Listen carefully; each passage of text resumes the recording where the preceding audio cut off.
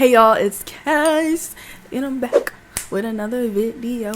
I don't know why, but it feels like I've been gone for a long time, but it's only been a week. But I don't know, I feel like I should be posting more because I miss y'all. Today we're going to be talking about creating a DIY photo or video studio in your home or even in your room. Mine's in my room, so I'm going to really focus on just having a small space and creating a DIY studio there.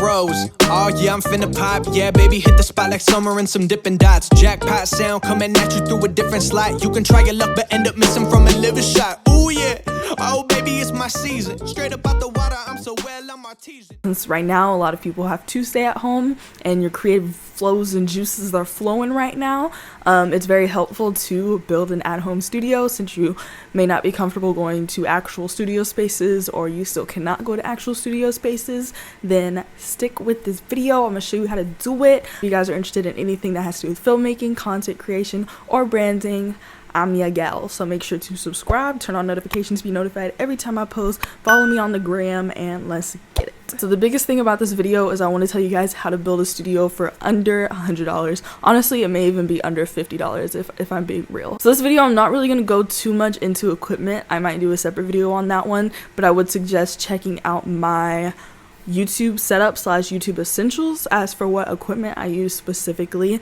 because I would pretty much use the same equipment here, or check out any of my at-home DIY photo shoots and see the equipment that I actually use in my studio when I'm taking those photos.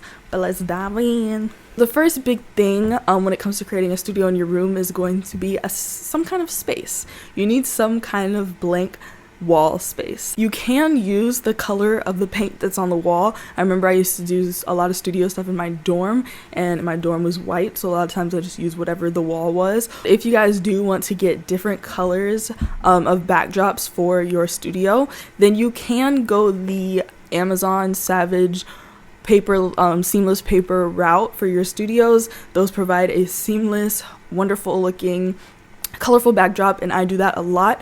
If you're really trying to stay on a budget and still can get quality things, then I would suggest you could go to a fabric store. So you can go to whatever your local fabric store is, check out different fabrics they have, order some fabrics online, and just get however much you need to cover up that space that you're going to film. And then from there you have so many different textures and backdrops that you can film on. Another thing that I do, actually, the wall I have in my studio is just a roll of paper from Michael's. So I went to Michael's, they had a paper roll, super cheap, and I just use that paper roll as my seamless paper backdrop. The reason I prefer paper over fabric is because I don't like ironing and steaming fabric, so I prefer to go the paper route. When I was first getting started, I used sheets a lot. That's another thing, you guys don't need a fancy stand to stand it up. You can just use masking tape if you're using paper, or you can use pins, but those will put little holes in the wall, so just be wary. So once you guys have your backdrop, I feel like the next most important thing in any studio is going to be the lighting in the studio. That's probably the main thing about having a studio is your lighting. So for lighting, I would suggest looking up softboxes. If you look up a softbox light set on Amazon, those will run you about $60-70. It's not too bad, and they'll usually give you 3 lights, so you can do 3-point lighting, and you can do so many different lighting setups. The last thing that I want to get into without really diving deep into equipment is going to be props. I feel like one thing that really stands out between someone just shooting in a studio and someone really being creative in a studio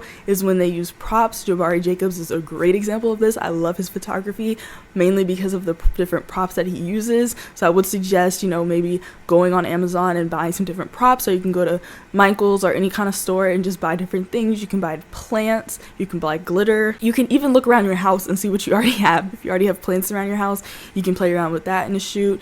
If you already have like mirrors, you can add different furniture. I've used fake money in a shoot, or you can use real money if you got it like that. But I would definitely suggest having some kind of props and some kind of theme to whatever shoot you're doing in your studio. So big things, backdrop. So find your location, put your backdrop there, get your lighting together, and then get your props. I hope you guys really enjoyed this video. I hope y'all are planning and building your home studio right now. I'm excited to see what you guys create. You can use hashtag workthatcass if you do end up creating a studio and post it on Instagram, and I'll check it out. The hashtags look a little dry. Thank you guys so much for watching this video. See y'all in the next one, and we out.